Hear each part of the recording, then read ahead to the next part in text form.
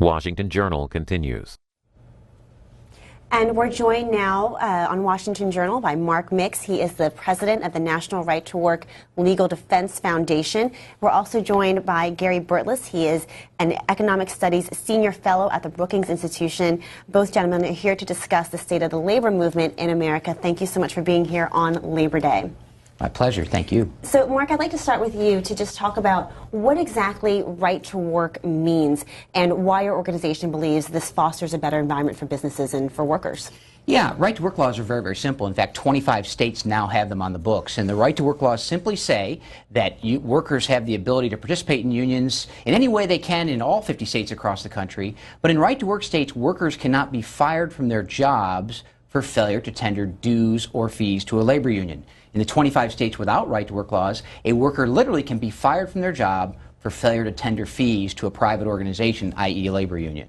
So you're saying that right to work laws don't specifically ban unions, they just make it easier for folks to work outside of a union, is that right? Well, I don't know if I would agree with the first part of that, but the second part of that, people can choose whether or not they want to be in labor unions. In fact, in right to work states like Alabama and Iowa and Nevada, there are union densities, workers join unions in higher numbers than in states that don't have right to work laws. So in those states, it's really the worker's choice whether or not they want to participate in the union, whether it be in membership or financially. And why is this better for business?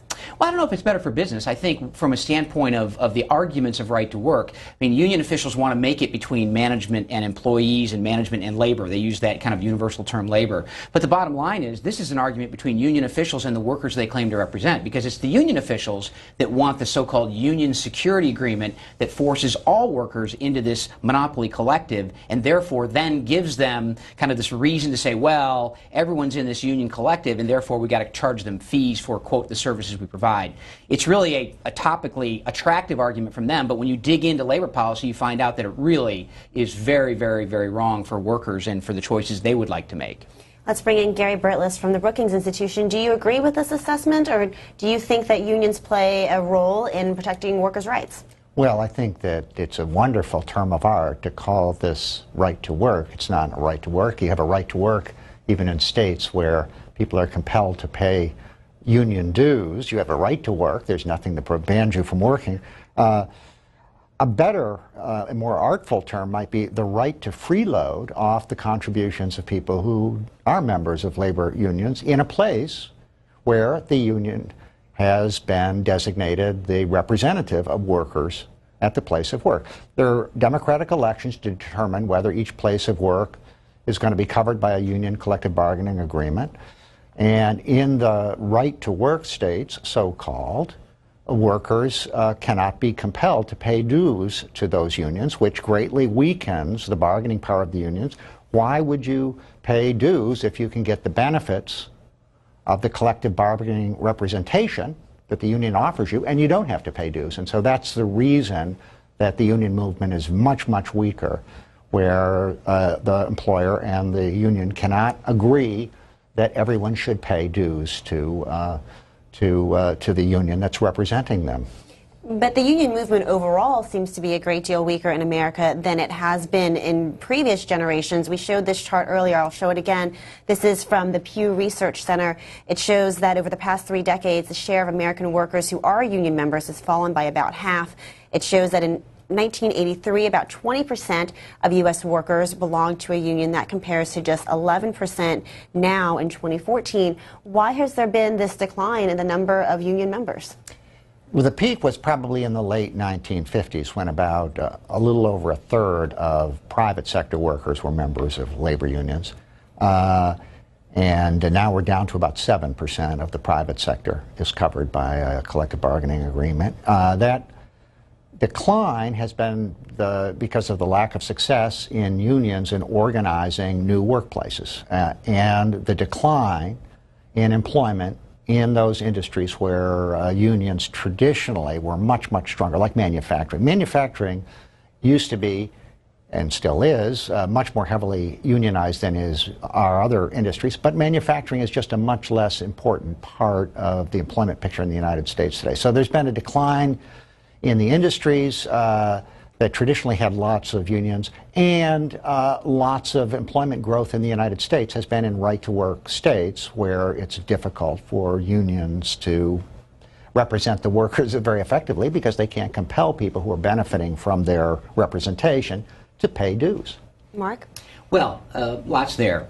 The idea, Gary's right, there is this compulsion in those states without right to work. Union officials can compel workers to pay dues or fees to keep their jobs. It doesn't matter whether they're the best worker, the worst worker, or a middle worker. If they don't pay fees to a private organization, they're fired in states that do not have right to work laws where union security clauses are in contracts. And most contracts, about 80% of contracts, have that language that says a worker would be fired if they didn't tender dues or fees.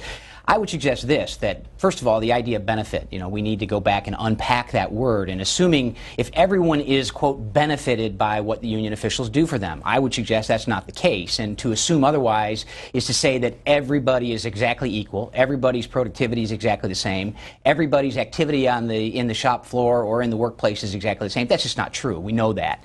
The fact is that union officials will not allow us to compensate individuals who perform much better than others because in most cases in union security agreements you have this, oh, if you're here for another year you get a pay raise of a certain percentage. It's all based on time and period that you spent there as opposed to productivity. So what is interesting here is that union officials maintain and cling to this compulsory power that's granted by government instead of going out and perhaps representing those workers that really want their representation. Gary indicates that, it is a democratic system and there's this vote, and so if 51% say we want to be in the union, the other 49% are bound by that vote. In representative democracy or democratic republic like we have in the United States, we do that in government. But in the private sector, we very rarely ever compel someone against their will to join an organization. In fact, the idea of the Brookings Institute, they publish very, very important academic studies. They put them out into the public, provides benefit to the world, but yet they don't compel anyone to pay fees to read those studies. The idea of labor unions is basically the same. If they would represent the members that want to be part of their organization, I think they'd be inherently stronger, and the union movement would begin to take off and go back to what Samuel Gompers said, was that the workers of America adhere to voluntary institutions instead of compulsion. When they compel everyone in, they get workers that may not want to be there, who don't want to participate, and they create this class where people say, well, I'm just forced to be here, as opposed to willingly, voluntarily joining and participating in a labor union. We want to bring in your phone calls. You can join the discussion as well. You can call us on the phone lines. We are splitting them back up by political party, so Democrats can call 202-748-8000. Republicans, you can dial in at 202-748-8001. Independents, 202-748-8002 is the number. And we are on social media. You can send us a tweet at C-SPAN WJ. You can find us on Facebook at facebook.com/C-SPAN or send us an email at journal@c-span.org. Our first caller for this segment will be Paul from International Falls, Minnesota on the Democratic line. Paul, go ahead. What's your question? Paul, are you there? This is Paul. Yes, this is Paul on the International Falls. I was wanting to talk to him about the gentleman there that's talking for the right to work for less law. The gentleman, when he says that the unions won't allow the other people to work for them and not pay dues, when they were trying to get the union into Volkswagen there in the South, and the governor stepped in and got it stopped, they wanted to go ahead and pay the non-union people union wages. And the state stopped it because they want people to work for less, so the companies make it all. They've done a damn good job of it. Thank you. Thank you, Paul. Yeah, the Volkswagen issue is kind of one that people may remember back in February of last year. In fact, the state didn't stop it. The workers there in a secret ballot election voted against United Auto Workers representation. The union came out and claimed that they had a majority of workers who supported the union. They believed that Volkswagen's management from Germany and here in North America was going to allow them to unionize without an election. Employees came to the National Right to Work Legal Defense Foundation. We represented them, filed an unfair labor practice charge against the United Auto Workers and Volkswagen, the employer, as it related to how this campaign was being conducted. And when the workers got behind a curtain and were able to vote yes or no in secret, they voted against the United Auto Workers. So the state didn't stop it. The governor may have been involved. He certainly was involved publicly, but the state didn't stop it at all. It was the workers in the shop that actually voted against the United Auto Workers. I'm sorry, I'm not very familiar with this case. All right, well, next caller then is George from Ocala, Florida on the Republican line. George, go ahead. Good morning, everyone. Happy Labor Day. Happy Labor Day. Yeah, the problem I have with trade unions especially, and I come from Philadelphia, so this may only apply to large cities. I don't know about small towns. But when I was a boy growing up, we, all of us guys, tried desperately to get into trade unions. And I have never found any one of my friends that got into a trade union without a sponsorship. It was completely nepotistic. They talk about unions wanting everyone to become a union, but you couldn't get in there unless you had an uncle or a father or a brother or someone who could get you in. I mean, after Vietnam, I and another friend of mine went down to just about every union in the city, and they basically laughed at us. I mean, we put the application in, and we could feel it going into the trash can. So I would like to know just how you gentlemen feel about that. And if you're going to tell me that I'm wrong, well, then you won't be telling the truth, because that's the way it was in those days anyway. I'm 65 now. I don't know how it is now, but it was completely nepotistic. All right, Thank you so much for your time. George from Florida, we hear you. Gary Burtless, what do you think? Does this relate at all to the challenges that unions have had, sort of organizing workers in other industries? Well, I think that the particular kind of union he's talking about are craft unions. The majority of workers are in industrial unions. They're not in craft unions. These craft unions did indeed serve as a barrier to keep preferred people in and help the relatives of preferred people get in. These are building trades unions. They're important in some parts of the country. Philadelphia was certainly one of those parts of the country they were important. But on the other hand, it's not really the majority of where union representation occurs. It occurs in manufacturing and transportation and so forth, and this is not an issue there. It's getting into a particular building trades, which are often really excellent job, and the unions play a very crucial role in organizing workers getting to work and training the workers. And Gary, I also want to ask you about these numbers from the AFL-CIO. They recently reported on the incomes of people in right-to-work states versus in states that have a stronger union presence. The AFL-CIO says that the average worker in states with right-to-work laws makes $5,971, or 12.2% less annually than workers in states without right to work when all of the factors are removed. So, in other words, people who are working in right-to-work states make less, they're saying, than those people who work in states with stronger unions. Do you see this as being factual at all? And also, do you think that the level of union participation in the U.S. has any impact on wage growth? I think it is probably the case that wages in union states where there's no right to work law can typically earn about 3% more than workers in the same industries with the same educational attainment and so forth. I mean, I think that's the consensus in the literature. Specifically, if you are in a labor union, especially if you're a less skilled worker, you typically earn considerably more than less skilled workers in the same industry that do not have unions. And so it does make sense that the right to work laws, by weakening the power of unions to organize workers, do somewhat hurt the wages of typical workers in a state. Mark Mix? Well, I think if you look at the studies, the AFL-CIO study, and there was a recent study put out by the Economic Policy Institute, the EPI, which is a think tank supported by organized labor, they actually did a study addressing wages. And unfortunately, and Gary would know this as an economist and a distinguished author and writer and student of these things, but if you're going to do this study, you got to adjust for cost of living. And when you adjust for cost of living, when you actually apply an apples-to-apples comparison to wages, we find, and the economics department at George Mason University, Barry Hirsch, a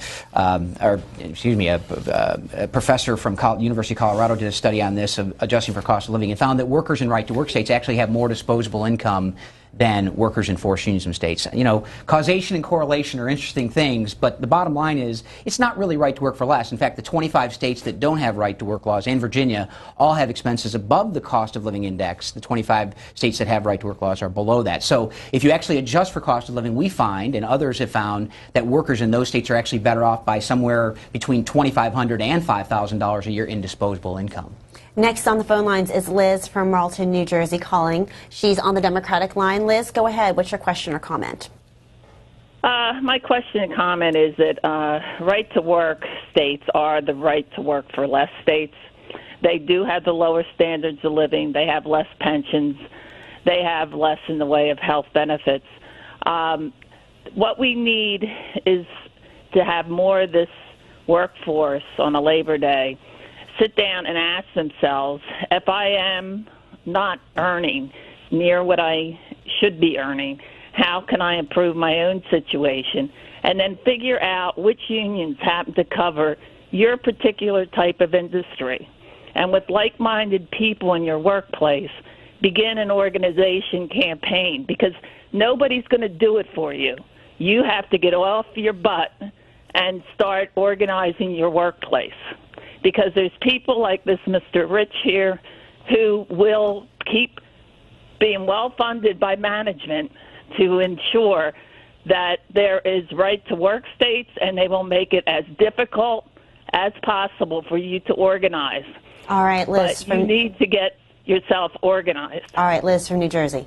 Yeah, Mark Liz, Mix? you're exactly right. My name's Mark, by the way, but no Mark Mix. But you're exactly right. Workers need to get up. They need to organize. If they believe they can improve their situation, they need to invite a union organizer to come in and speak for them and join together voluntarily. I would suggest to you, Liz, that in the 25 states that have right to work laws, nothing in the right to work law stops anyone from doing that. So it's just, you're right. You need to get up, take action, organize, talk to your workers. That's exactly the way it's supposed to work. That's the way it should work. And nothing in a right to work state stops anyone from doing that, Liz. Gary Bartless? The problem is that how does the union get negotiating power in those states where they cannot compel everybody who benefits from union representation to contribute toward the cost of that representation?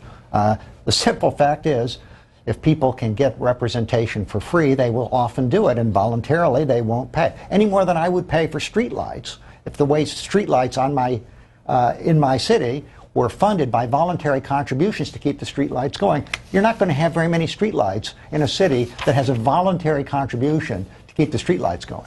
Yeah, well, Gary, good point there. The idea of government and the necessary services of government, we have given up that in our form of government, that we allow government to have that and compel. But organized labor is a private organization, and giving them this monopoly power is exactly what we're against. And you correctly use the word compel. That's right. So you're saying that by forcing everyone into this collective, we grant union officials a monopoly over these workers, and therefore this monopoly power would violate the rights of individuals that oppose them, didn't vote for them, didn't ask for them, but you're saying we must apply it to them for their own benefit.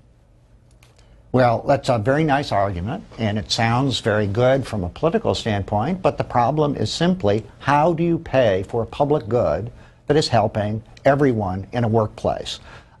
You can do it through voluntary contributions, which is what you favor, or you can do it through compulsion of compelling people to pay for some of the cost of that representation. They don't have to pay the same union dues, but they don't pay anything in right-to-work states because they voluntarily opt not to contribute to the union, and that weakens union negotiating power, period.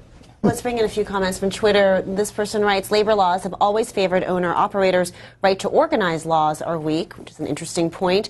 Another one writes, you wouldn't need unions at all if employers treated their workers like they're human. Our next caller is William from Fanning Springs, Florida, on the independent line. William, go ahead. Hi. I would like your guest to comment on the elephant in the room, which is the fact that one main reason that union participation has fallen is all the scandals that were tied to the unions back in, I'd say in the late 70s, early 80s, the Teamsters Union, the Auto Workers Union, where the union leaders, again, quote, management, looted the union pension funds, ran away with the workers' money. when it comes down to the bottom line, you still have union management basically sometimes seem to be against the workers, just like the business management seems to be against the workers. So could your guest comment on the fact of all the union scandals that we've had in the past?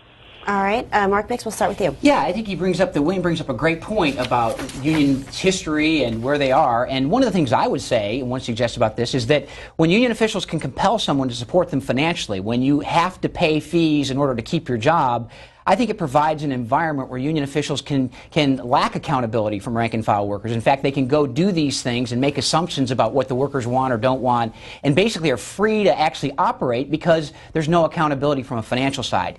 In the right to work states across the country, in the 25 states that have those laws, if union officials are doing these types of things, workers can actually withhold their financial support. And that, we believe, brings accountability into the workplace. I think one of the reasons why you have this history of corruption is particularly because we've applied this monopoly power to union officials, and they're no longer answerable to the rank and file workers they claim to represent. And, you know, the point here is, in getting back to Gary's point, is that this argument really boils down, as I mentioned in the introduction here, as union officials arguing against workers who, if were given the choice, would not support them financially. Gary Burtless? Well, to make a political slogan, eternal vigilance is the price of liberty. If you want to have an honest union, you've got to turn up for the union officer elections and throw out the rascals and put in more honest people.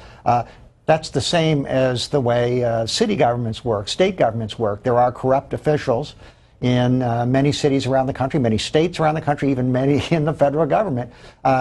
The way that problem is addressed in democratic elections is toss the rascals out, and that is exactly what people have the right to do, whether or not you are compelled to pay union dues. You can toss out the bad guys and put in a better slate if you want to elect those officers. I want to bring in this New York Times story around some other ways that workers are trying to sort of bargain or negotiate for better benefits without actually unionizing. That's the headline. Workers organize but don't unionize to get protection under labor law. It was published today. It's out of Santa Fe, New Mexico, and the story reports that a worker became so fed up in New Mexico that they took an unusual step. They formed a workers' committee, not a labor union, and sent a certified letter to the owner of the car wash where they were working. In it, they complained about being insulted and humiliated in front of our coworkers and customers, and protested being required to work off the clock and not being given goggles or gloves to work with, even though they worked with toxic chemicals. An advocacy group for immigrant workers, Somos en Pueblo Unido, advised Squeaky Clean's workers to set up such a committee because the National Labor Relations Act, enacted under President Franklin Delano Roosevelt in 1935, prohibits employers from retaliating against workers for engaging in concerted activity to improve their working conditions.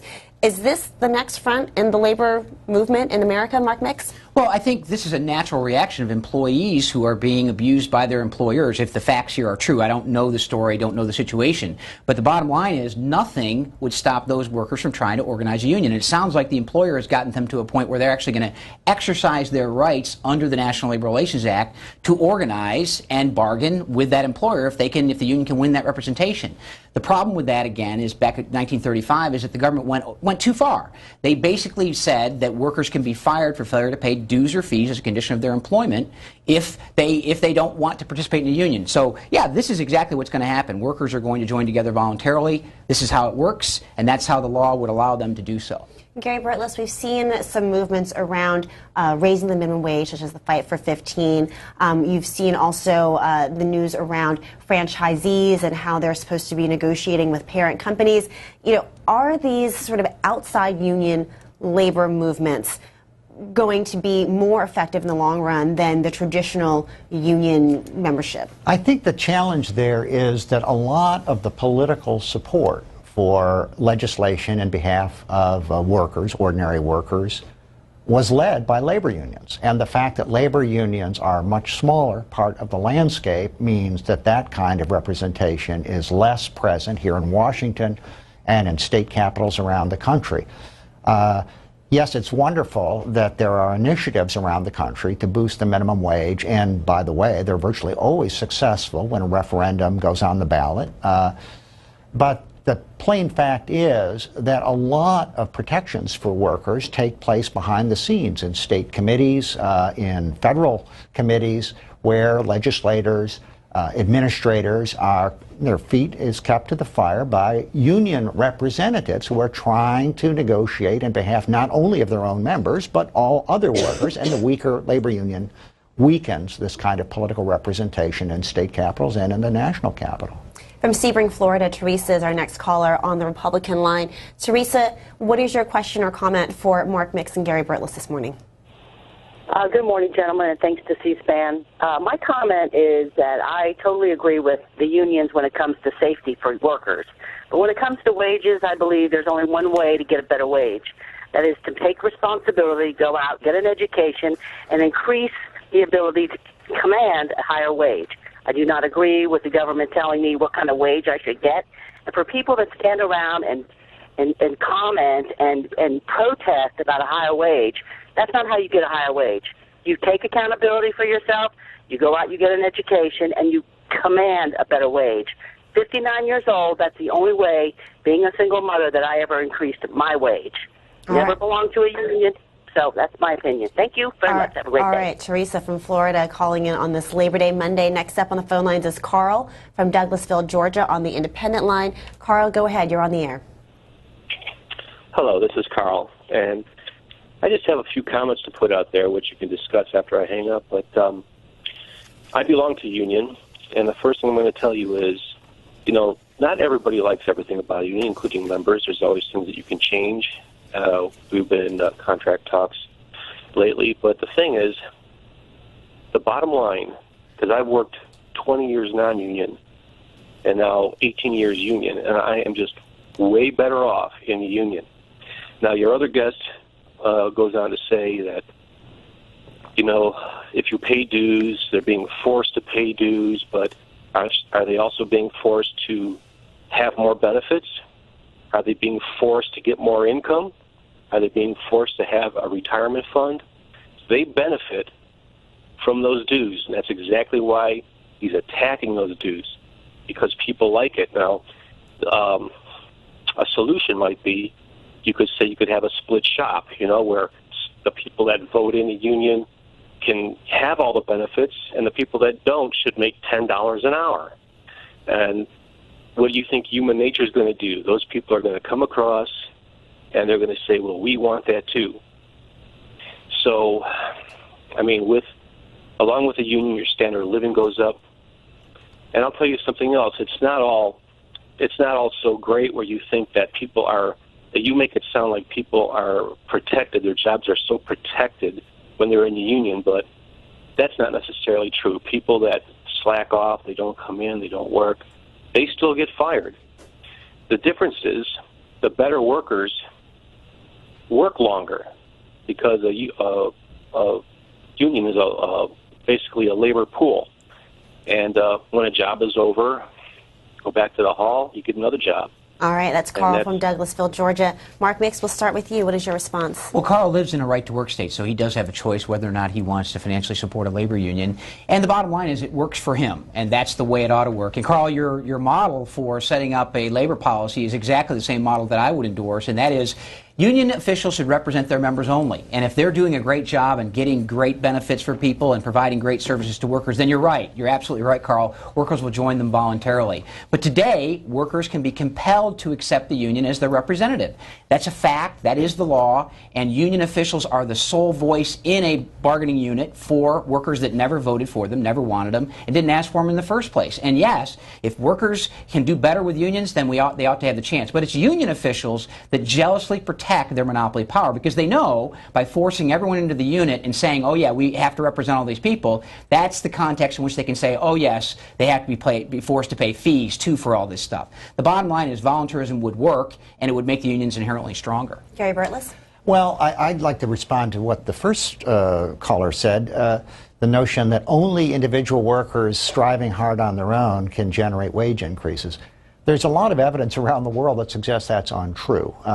You can also help improve your position through collective action, either at the workplace, where you have collective representation representing the interests of the majority of the workers at the workplace, and politically, through the political system, by urging Congress or your state legislature to raise the minimum wage, to make certain benefits mandatory, to make scheduling more humane and so forth. So the countries in which that kind of representation is strongest do tend to give a better deal to the least well-off workers, period. And full stop. There's no doubt about that. The worst off workers in France and in Germany and in Austria and in Scandinavia definitely have a better relative position than do the worst off workers in the United States, and part of the reason is the collective actions through their unions and through the political system to improve the circumstances of the least well-off workers. Do those countries have mandatory union membership, mandatory bargaining? They have a different system of collective bargaining than the United States has. They don't have workplace democracy. They have organization at a higher level in the labor market. The United States is unique in focusing so much on individual workplaces as the place where representation occurs. I would encourage people to follow Teresa's advice, though. Work hard and hold your own self accountable. That is a good thing to do, because, of course, collective action doesn't always work. It sometimes fails. Sometimes the other party wins.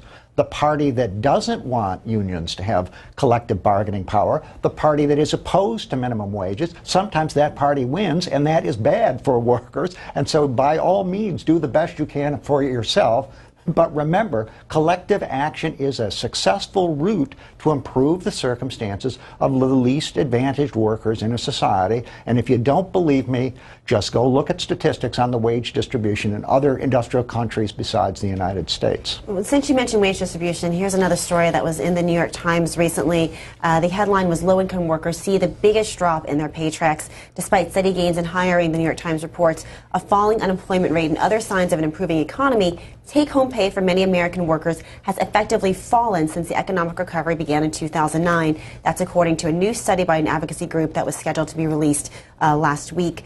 The declines were greatest for the lowest paid workers in sectors where hiring has been strong, such as home health care, food preparation, and retailing, even though wages were already below average to begin with in those service industries.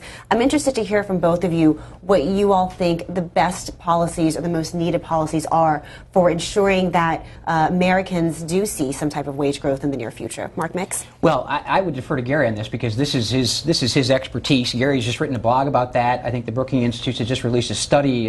Mr. Reeves has released a study on this very issue about low income and how it works. The Brookings Institute and Gary report that while the workplace and the economy are improving just a little bit, they talk about these low-end wages and the disparities that are growing between the upper middle class, the middle class, the lower middle class, and the poor class. So I would defer to Gary and then comment maybe on that.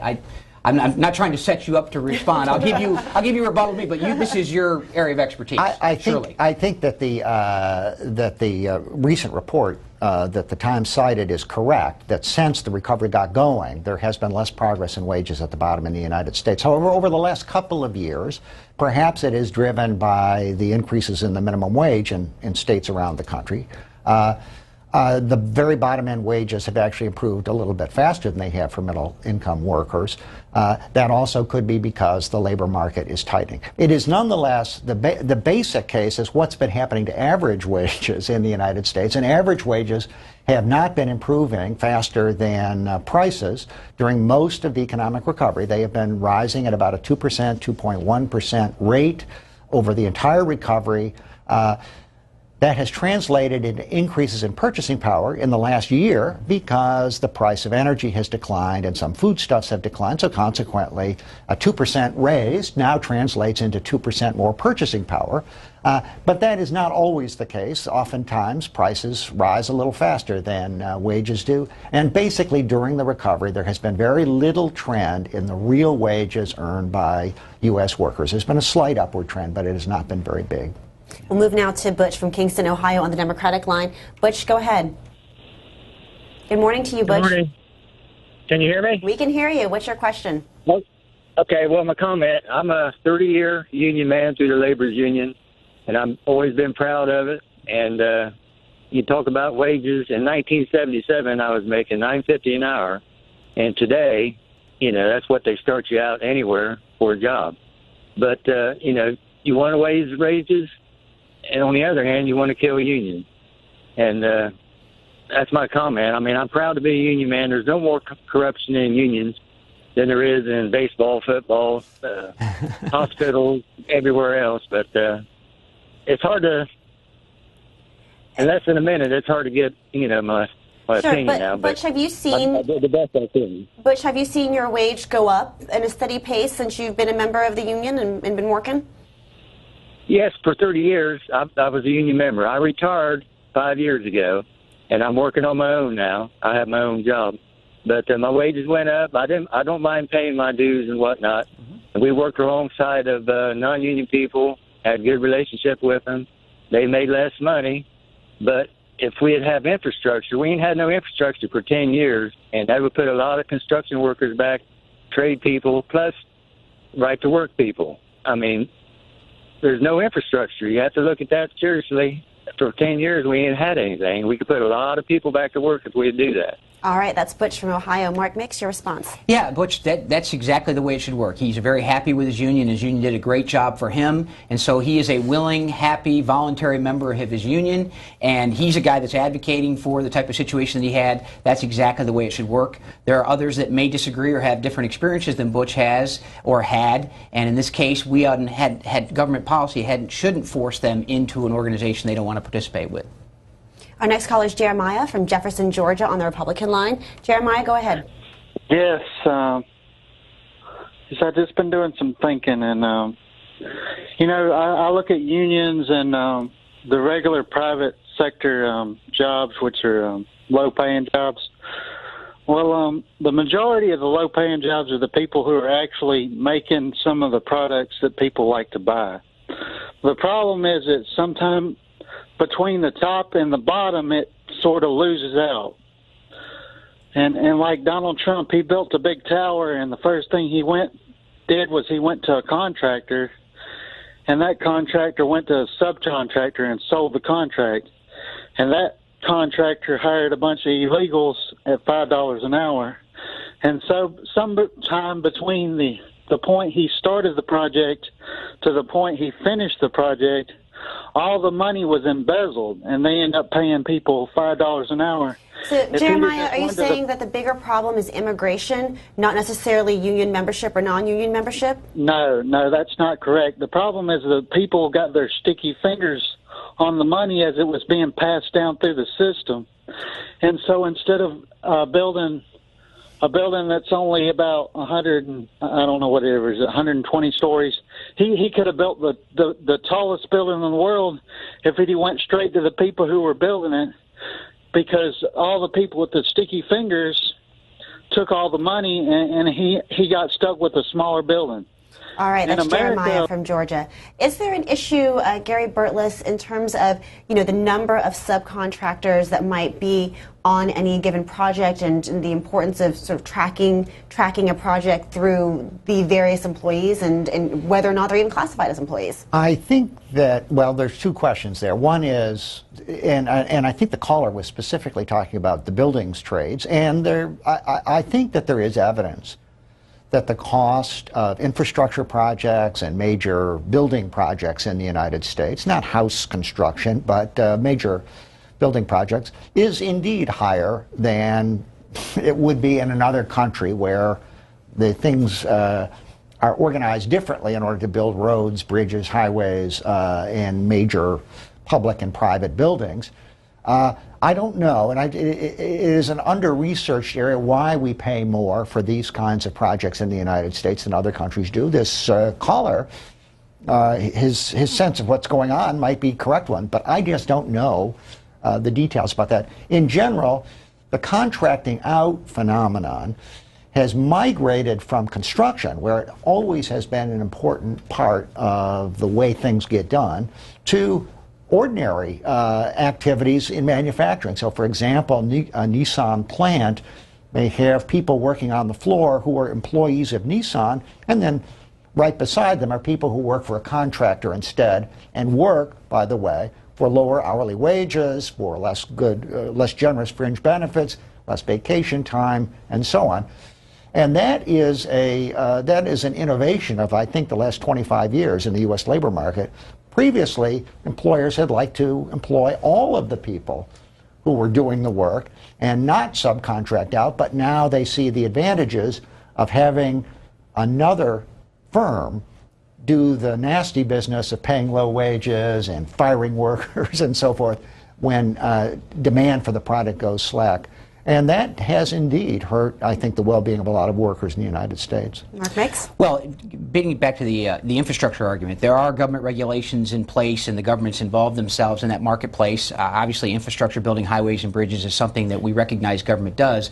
But there are government regulations that lead to this problem and the increased cost, and it's been well researched, actually. The Davis-Bacon laws in the country, which are laws that set a prevailing wage in a particular marketplace, tends to be the union wage in most cases. Yeah, and but that doesn't apply to Donald Trump's private construction. You were talking about infrastructure. No, but the caller was talking about Donald Trump, and I think the Donald Trump problem that he was pointing to is a problem in major construction projects, even private ones in the United States. So the question is, why is this a bigger problem in the United States than it is in other industrialized countries? I certainly agree with you with respect to public infrastructure, but we have the same problem in our private sector doing major construction projects. Yeah.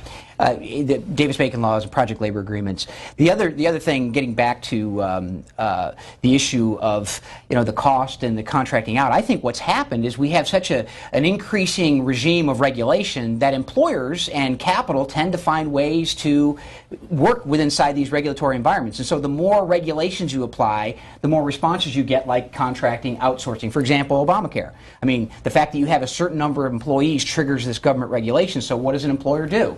He tries to stay below the employer level so that he can protect himself and his insurance costs. And so government action changes the behavior of employers and employees. And I think that's one of the reasons why you see this change, Gary, in the shifting of contractual employees, although there's just been a ruling by the National Labor Relations Board under the joint employer status that is designed to get to this again. But it is an issue, but I think the reason is because the government has regulated almost every aspect, and if you're going to risk capital and try to invest and create jobs for someone, an individual who's creating jobs and risking capital is trying to find a way to get a repayment back, and the more government regulates, the more they find ways around the regulation. Let's bring in this comment from the Heritage Foundation's research fellow James Shirk. He spoke last Tuesday at a forum on right-to-work laws and talked about the effects that these laws have on big unionized companies. But to the extent that you have an effect of big unionized companies not wanting right to work, it may be that right to work puts more pressure on the unions to deliver for their members. Without right to work, basically it's a captive audience they can tax and raise the dues. The UAW recently hiked the dues 25%, and that's something Michigan members have an opt-out for. But if you're in Ohio, if you're in Pennsylvania, if you're in many of these other states, basically if you aren't willing to switch jobs, they can, raise your dues, and you have to pay up, and they don't have a lot of pressure to deliver, high-quality services. I mean, in theory, the union officers are elected in these elections, but they're so heavily slanted towards the incumbent slates that, in a number of unions, they're practically, the presidency is passed from father to son, and it's more of an inherited dynasty than than anything we'd call a democratic election. So it may be that with the right to work and that, the option of exit, where the workers can decide that, if they're not seeing value, they're going to go elsewhere, that the unions feel more pressure to actually deliver something at the negotiating table. And that was James Shirk from the Heritage Foundation. We are talking about the state of the labor movement in the U.S. with Mark Mix and Gary Britless. Gary Britless, I'd like to hear your response to his comments. Do right-to-work laws make unions more accountable? It seems to me that was a perfectly wonderful ideological statement. But the practical question is, how do labor unions effectively represent their workers? And can they effectively represent them if they cannot get everybody who is benefiting from their negotiations with employers to contribute toward the cost of that representation? And the answer is, just empirically, go to states with right-to-work laws. The unions are much less effective in representing the interests of workers in those states. He can talk about the corruption in individual unions, and I certainly don't disagree. The remedy for that is not to make it harder for workers to obtain representation, the remedy for that is for workers to toss the rascals out of office, which they are perfectly free to do. That is the notion of industrial democracy. We first of all have elections. Do you want to have representation or not, and who do you want to represent your interests? And second, those unions have regular elections in which officers are elected, and if you don't like those officers, toss them out and replace them with people that are better. Mark, makes a quick response from you, then we're going to go back to the phone calls. Yeah, that is a good theoretical argument about what happens, but the practical application is this, and that is that workers in forced union states, in order to participate in union activities, they have to be a member of the union. In order to be a member of the union, they have to pay full dues, and by paying full dues, they then sign on to and allow union officials to use that money for political or ideological causes which they oppose. And so you have between 40 and 45% of rank and file workers across the country who do something counter to what their leadership wants them to do. The only way to get out of that portion of the forced dues is to resign union membership and become a non-member, still being forced to pay fees to keep your job in a non-right-to-work state, but being unable to participate in the union democratic elections that Gary talks about. So in one case, you have to sign on and have this money, your own money, used to support causes you might oppose. And in order to change the union leadership, you've got to be a member and allow that money to be used for that purpose. And so it really is a catch-22 for the workers in America. And the bottom line is the answer is, from a practical standpoint, is to have union officials represent those workers that want their representation, do a great job for those workers, and actually attract other workers into their unions because they're providing great services, getting great benefits, and are accountable to rank and file workers. Next on the phone lines is Willie calling from Savannah, Georgia. He's on the Democratic line. Willie, good morning to you. Good morning. What's your thought? I just want to, first of all, thank the C-SPAN for bringing this issue to the table today. I've heard many callers talk about the labor union. I'm with the International Longshoremen Association, proud to be a union member for 38 years. One of the things I like to say is that the young lady called back a little while ago and said, get your education and that will help you raise your dues. In this country right now, we have more lawyers than we can ever think about, and they don't have jobs. They went to school and hired the education. They don't have jobs. So that theory won't work. I think that the International Longshoremen's Union, which I'm a part of, we have been very, very outspoken about union membership. We engage in polls to help our members come in. The workers, we're the guys that unload the ship to come from around the world. And to be an longshoreman, I think, is proud that you have a chance to touch goods that will help those who is involved in the maritime industry. But I don't think that the callers, the lawyers that represent the right-to-work laws, that understand particularly all unions. The International Longshoremen's Association, we enhanced our members to come in, not by strong arming. We just put the policies out there. I started on the docks back in the 70s, when the wage was only $7 and something an hour. We've almost tripled the wages now by union membership. Our benefits are great, and we are proud that we are part of America that moved the cargo from a place to place. We are proud to be longshoremen. All right. We take our pride in loading the ships and unloading the ships. Okay, Willie from Savannah, Georgia, we hear your thoughts this morning. A few comments from Twitter. Protest with your wallet. Choose companies that treat workers well, Costco, and boycott others, such as Walmart. Another tweeter writes, unfortunately, unions are on the decline primarily because of their success. Workers see little benefit now. Another one writes, is it any easier to clean house in a union than to clean house in Washington? And then finally, a question for our guest. Can the guest comment on the impact of illegal migrants on unions? Gary Burtless? Well, the unions historically were opposed to immigration, free immigration into the United States. They were part of the coalition that helped to have our most restrictive immigration laws passed in the 1920s. In the last 15 years, they have changed their opinion about immigration because now they see benefits in representing very vigorously the interests of immigrant workers, because they realize that immigrant workers help create the conditions that will determine wages for their own members. And so they would like to vigorously represent the interests of unions, of immigrants. And so this is a situation in which actually there's been a historical about-face in the attitudes of the labor movement toward immigrant workers. Mark Mix? Yeah, just getting back to Willie's call, he lives in Georgia, which is a right-to-work state, but you can tell he's a proud member of the Longshoremen's Union and believes they're doing great things for him. The idea of immigration, I think, as Gary pointed out, this is kind of an interesting change for organized labor, and I think one of the things that's happening here is that there are rank-and-file workers in the United States that are union members, been longtime union members, looking at this policy, and they're looking, why in the heck would these people support a policy that might bring people in that could take my job? Those are issues that go beyond unions' monopoly power over workers in America and their ability to have a worker fired for failure to pay dues or fees. But they're interesting issues all the same, because unions are a very big part of the public policy process here in Washington, D.C., and the stands that they take. You know, if you're a union member in the steel industry, for example, or some other, maybe even a service industry, and you see the union standing up for this immigration program that's going to bring literally millions of people to the country, you know, how do you position that, juxtaposition that versus your job and your job security? Those are serious issues inside the union movement. I think you're getting a robust debate inside the union movement about the stand of unions' immigration policy. All right, next up is Vincent from San Martin, California, on the Republican line. Vincent, good morning to you. Good morning, ladies and gentlemen. You know, I've had the privilege of being, when I was younger, a union construction worker. And I became a journeyman, and now I own my own union construction company. And when I was working out in the field, the only thing the union did was basically pick on their members. They didn't do anything for generating jobs. I mean, they just made sure us members paid their dues.